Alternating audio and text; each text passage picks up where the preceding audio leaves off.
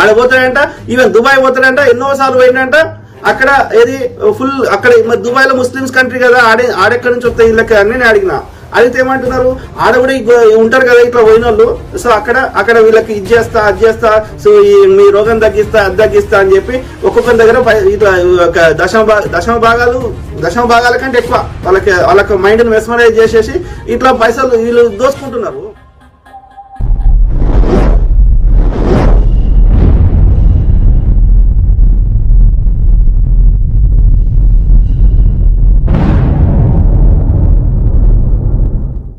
అయితే ఒక స్త్రీగా, ఒక దేవుని సేవకురాలిగా ఫేక్ సేవకులు ఉండొచ్చేమో గాని ఎంత యథార్థంగా, ఎంత నమ్మకంగా, ఎంత మందికి ఆశీర్వాదకరంగా ఉన్నామో ఎవరిని అడిగినా మీకు చెప్తారు. సో నా విషయంలో ఇంత భయంకరమైన మాటలు, ఇంత భయంకరమైన ఫాల్స్ ఎలిగేషన్స్ చేసిన వారికి దేవుడు నిశ్చయంగా బుద్ధి చెప్తారు అని మేము నమ్ముతున్నాం. యుద్ధం యెహోవాదే. The battle belongs to God. దేవుని సేవకులకు వ్యతిరేకంగా నిలబడేవారు ఉంటారు, కానీ వారు నిలువ నేరరు. వారిని దేవుడే ఓడిస్తాడు. ఖచ్చితంగా ఆయన సేవకులను ఆయన గణపరిచే దేవుడు, నిజానిజాలేంటో రుజువు చేసే దేవుడు. కనుక దేవుడు మా పక్షంగా ఉన్నాడు అని మేము పరిపూర్ణంగా విశ్వసిస్తున్నాము. మా శత్రువులతో మా పక్షంగా దేవుడు పోరాడతారు అని మేము నమ్ముతున్నాము. ఆ రాజ్ బోడా అనే వ్యక్తి వెనకాల ఖచ్చితంగా క్రీస్తు విరోధులు ఉన్నారని, అసూయపరులు ఉన్నారని, దేవుని సేవకుల శత్రువులు ఉన్నారని ఖచ్చితంగా దీన్ని బట్టి మేము చెప్పగలుగుతున్నాము. కనుక వారు కూడా వారు చేసిన ఆ పనికి, ఆ అసత్యమైన పనికి, అసత్యమైన ఆరోపణలకు ఖచ్చితంగా వారు క్షమాపణ చెప్పాలి అని కూడా డిమాండ్ చేస్తున్నాను. రాజ్ బోడీ అనే ఒక ఆయన బ్లెస్సీ వెస్లీ గారి మీద అతి తీవ్రమైన, క్రూరమైన, నిరాధారమైన ఆరోపణలు చేశాడు.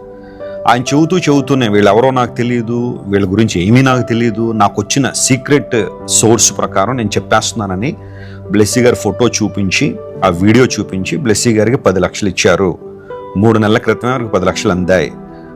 మతోన్మాదులకు ఇన్ఫర్మేషన్ ఇవ్వడానికి ప్రవీణ్ పగడాల గారిని రాజమండ్రి పిలిచారు అని ఆ ఆరోపణలు చూసినప్పుడైతే మేము చాలా దిగ్భ్రాంతికి గురయ్యాం. అసలు ఏం జరుగుతుందో మాకు అర్థం కావట్లా.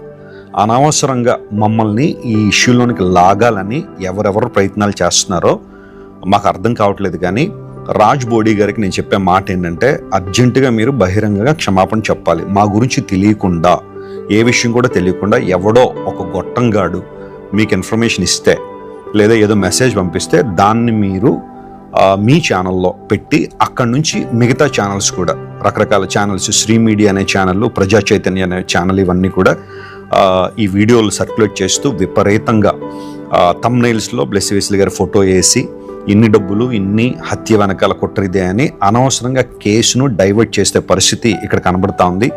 నేను రాజ్ బోడీ గారికి, ఆ తర్వాత ఆ ఛానల్స్ ఎవరైతే అప్లోడ్ చేస్తున్నారో మేము చాలా సీరియస్ యాక్షన్ తీసుకున్నాం. ఎందుకంటే ఇది సామాన్యమైన ఎలిగేషన్ కాదు, మామూలుగా మాట్లాడుకునే విషయాలు కాదు. ఒక మర్డర్ వెనకాల అనవసరంగా మా పేరుని తీసుకొచ్చి మా రెప్యుటేషన్ని, మా గౌరవాన్ని, మా పరిచర్యను, మా భవిష్యత్తును దెబ్బతీయాలని ప్రయత్నం చేస్తున్నారు. ఇది అత్యంత తీవ్రమైన కుట్ర. ఇది ఈ రోజుతో మాతో ఆగిపోయేది కాదు. రేపొద్దున ప్రతి ఒక్కరికి చుట్టుకుంటుంది, ప్రతి ఒక్కరిని లాగుతారు.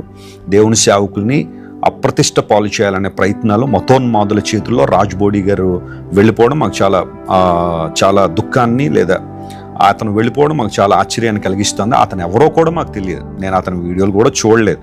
అమెరికాలో ఉంటాడని ఇప్పుడు మనవాళ్ళు చెబుతూ అన్నారు. మా పరిచర్య మాది, మా సేవ మాది.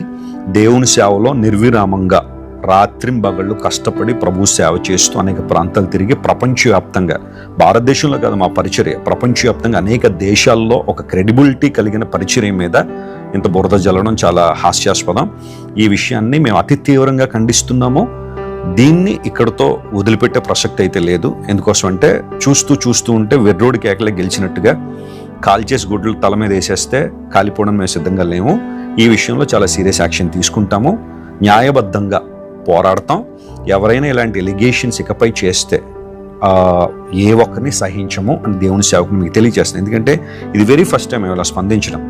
మేము మా పరిచర్య చాలా చక్కగా సువార్త పరిచయలో కొనసాగుతున్నాం. ప్రవీణ్ పగడాల గారి విషయానికి వస్తే నేను ఎప్పుడు ఆయన వ్యక్తిగతంగా కలవలేదు. నేను ఆయన్ని యూట్యూబ్లోనూ, ఆ తర్వాత మిగతా సోషల్ ప్లాట్ఫామ్స్లో ఆయన ప్రసంగాలు అప్పుడప్పుడు వినడమే కానీ వ్యక్తిగతంగా నేను కలవలేదు. లాస్ట్ ఇయర్ మా బ్రదర్ అతన్ని వారి కాన్ఫరెన్స్ పిలిచినప్పుడు ఆయన 2వ రోజు వాకింగ్ చెప్పాను, నేను 3వ రోజు వాకింగ్ చెప్పాను. That's it. ఆ రోజు ఆయనకి యాక్సిడెంట్ అయింది అని ఇన్ఫర్మేషన్ రాగానే బ్లెస్సీ వెస్లీ గారు వినుకొండ ప్రయాణాన్ని కొన్ని గంటలు ఆపి, వెళ్లాల్సిన వారు ఆగి, వెళ్దాం ఏదైనా సహాయం చేయాల్సి వస్తుందేమో అన్న ఆలోచనలో మేము త్వరగా పరుగెత్తుకుని వెళ్ళేసరికి అక్కడ కొంతమంది ఉన్నారు. ఎస్పెషల్లీ ప్రవీణ్ గారి రాజమండ్రి వ్యవహారాలు చూసుకునే పిఏ రామ్మోహన్ రావు, తన వైఫ్ అక్కడ ఉంది. ఆమెను మొదట మేము కలుసుకున్నాం. అమ్మ ఏంటి సంగతి, ఏమనండి ఇలా జరిగింది, జెస్సికా గారికి తెలుసా, కొన్ని విషయాలు తెలిసింది, ఆమె షాక్లో ఉన్నారండి. అని పరిస్థితులు ఏంటో మాకు కూడా సరిగ్గా తెలియదు, పోలీసులు వస్తున్నారు, ఆల్రెడీ కేసు ఫైల్ చేశారు. రామ్మోహన్ రావు ఆల్రెడీ అక్కడ పోలీస్ స్టేషన్లో ఉన్నాడు, అతను కేసు ఫైల్ చేస్తున్నాడు. ఈ లోపల ఆమె వచ్చింది, 2 ఫోన్లు పట్టుకొచ్చింది మా దగ్గరికి. అందులో జెస్సీ గారి నంబర్ ఇస్తే బ్లెస్సీ వెస్లీ గారు మాట్లాడారు. ఆ తర్వాత మళ్ళీ మాట్లాడదాం ట్రై చేస్తే ఆమె దుఃఖంలో ఉన్నారని వాళ్ళ పిఎల్ ఎవరో మాట్లాడారు. ఇది జరిగింది. ఆ రోజు నేను నా పనులన్నీ ప్రక్కన పెట్టుకుని హాస్పిటల్ దగ్గర ఉండి, ఆ మరుసటి రోజు పోస్ట్ మార్టం జరుగుతున్నప్పుడు కూడా అతి తీవ్రమైన ఉద్రిక్తత రాజమండ్రిలో ఉంటే నేను వెళ్ళి పోలీసులతో మాట్లాడి అక్కడ అందరితో కూడా పర్యవేక్షించి, అంటే నేను ఒక్కడే అని చెప్పట్లేదు, చాలా మంది లీడర్స్ అప్పుడే అక్కడ వచ్చి ఉన్నారు. అందరం కలిసే కలెక్టివ్గా నిర్ణయం తీసుకుని హైదరాబాద్ నుండి వాళ్ళ టీం వచ్చారు, వారందరూ కూడా అక్కడ ఉన్నారు. పోస్ట్ మార్టం ట్రాన్స్పరెంట్గా జరగాలి, ఆ తర్వాత ఈ కేసు ట్రాన్స్పరెంట్గా ఇన్వెస్టిగేషన్ జరగాలని మొదటి నుండి నేను కోరుతూనే ఉన్నాను, విజ్ఞప్తి చేశాను, పోలీసు వారు రిక్వెస్ట్ కూడా చేశాను. ఆ తర్వాత జరిగిన పరిణామాలన్నీ మీకు తెలుసు.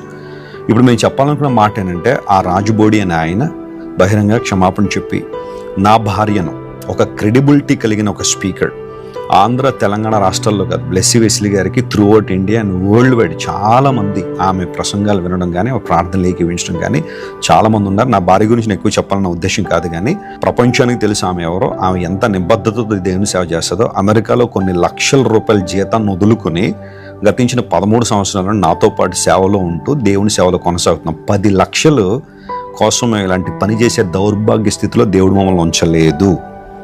10 లక్షల కోసమే ప్రాకులాడే వ్యక్తులం కాదు, అలాంటి పనులు చేసే వ్యక్తులం కాదు.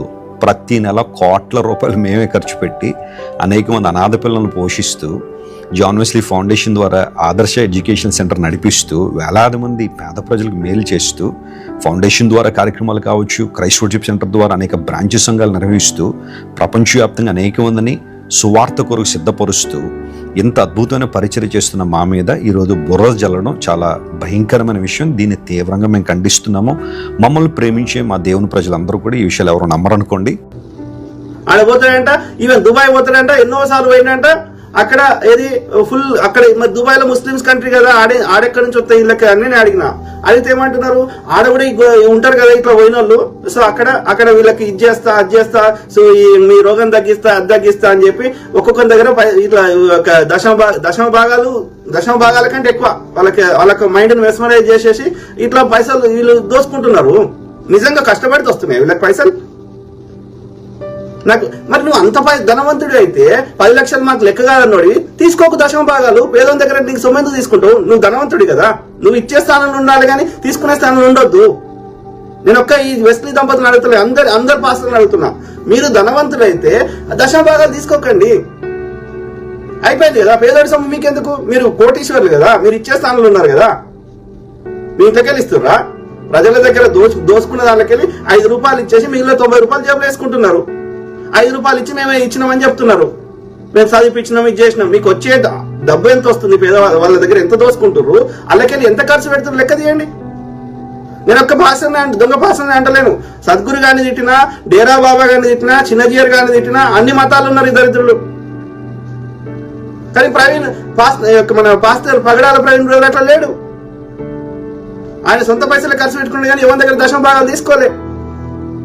ఆయన రెవరెంట్ గా పనిచేసిండు, జ్ఞానాన్ని పంచిండు, పిల్లల్ని చదివిపించిండు, తన ఇంట్లోనే 12 మంది అనాథ పిల్లల్ని చదివించిండు. ఆయన సొంతంగా వ్యాపారం చేసిన దాంట్లోకి వచ్చిన పైసలు ఖర్చు పెట్టిండు. ఎవరి దగ్గర దశమ భాగాలు తీసుకోలే. ఆయన ఎంతమంది చెప్తున్నారు? ఆయన అందరికంటే డిఫరెంట్ ఉన్నాడు. ఆయన పుస్తకాలు చదువుతాడు, పుస్తకాలు రాస్తాడు, గ్రేట్ నాలెడ్జ్ ఉంది, గుడ్ ఒరేటరీ స్కిల్స్ ఉన్నాయి, గుడ్ ప్రెజెంటేషన్ స్కిల్స్ ఉన్నాయి. ఆయన యొక్క న్యాయం మాట్లాడతాడు. ఈ న్యాయం మాట్లాడితే దొంగ పాస్టర్ నచ్చది. ఆయనకు చాలా పెద్ద లెవెల్లో క్రిస్టియన్ కమ్యూనిటీలో ఎదిగే అవకాశం కనిపిస్తుంది. కాబట్టి దొంగల చేతులు కలిపినరేమో నాకేం తెలుసు, అనుమానం వస్తుంది. ఇప్పుడు ఏది కింది స్థాయిలో నాలాంటోడు ఇప్పుడు 4-5 పేర్లు చెప్పినాం కదా వాళ్ళు తప్ప ఈ దొంగ పాస్టర్లు ఎవడు రియాక్ట్ ఎందుకు కాడు చెప్పండి. ఇప్పుడు వాళ్ళు ఏం చెప్తారు నాకు వీళ్ళ గురించి తెలియదు. ఇది అయినాక పెట్టిన మెసేజ్ ఏంది, ఈ వెస్లీ దంపతులు దాదాపు తక్కువ ఏ గవర్నమెంట్ వాడైనా వింటాడు.